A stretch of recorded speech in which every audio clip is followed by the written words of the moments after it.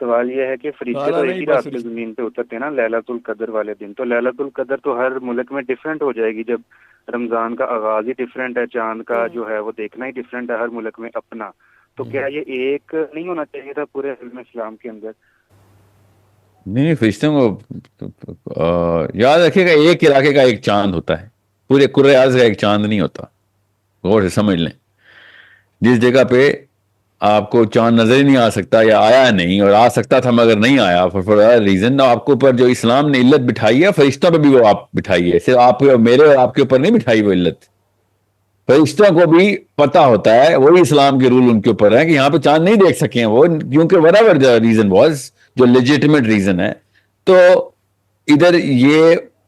مہینہ نہیں شروع ہوگا، جو بھی اگلا مہینہ شروع ہونا ہے،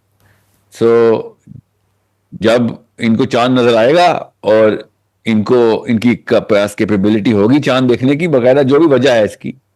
بادل آ گئے ہیں یا وہ علاقہ ایسا ہے یا whatever، جو بھی پولوشن کا وجہ تھی، اپنی کوشش کی انہوں نے، تو انہوں نے اسلام کے اصول نبھائے، انہوں نے اسلام کے اصول نبھائے تو فرشتے بھی اسلام کے اصول نبھائیں گے، تو فرشتے ٹھیک پھر ہے.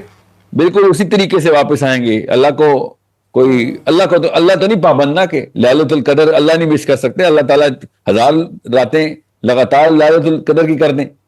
انسانوں کو چاہیے وہ اسلام کے اصول پورے کر رہے ہوں، فرشتے بار بار آئیں گے ان کے لیے، اگر ان کی آگے پیچھے ڈیلے ہو بھی گیا فار whatever ریزن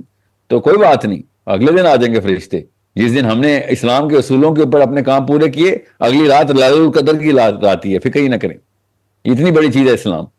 مسلمانوں کا کام ہے فرشتے نیچے بلوانا، اپنا اسلام پورا کریں فرشتے اتریں گے سارے، ٹھیک ہے؟ یہ صرف لیلۃ القدر پہ نہیں فرشتے اترتے،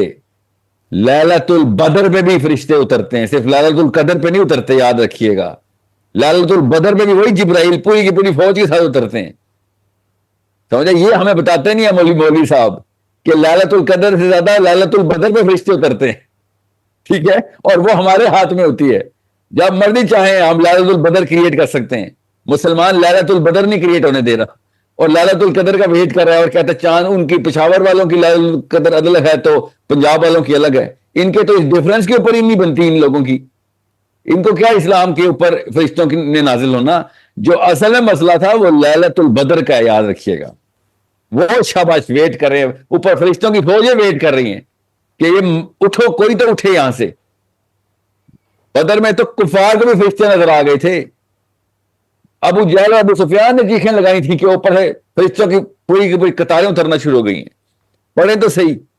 وہ ہمارے ہاتھ میں ہے، زیادہ بڑی کیولری اتارنا وہ نہیں اتار رہے ہم،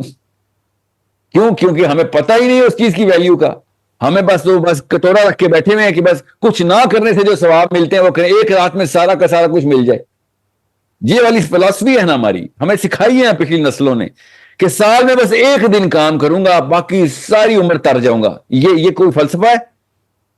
مسلمان اس فلسفے کے اوپر آتا تھا، لیلۃ القدر ان لوگوں کو نصیب ہوتی ہے جن کے 364 دن لیلۃ القدر والے ہوتے ہیں، لیلۃ البدر والے ہوتے ہیں، فرشتے ان کے پاس ٹھیک ہو جاتے ہیں، گیا ان کے جی. گھروں کے دروازے کھٹکھٹاتے ہیں کہ تیری وجہ سے پوری کائنات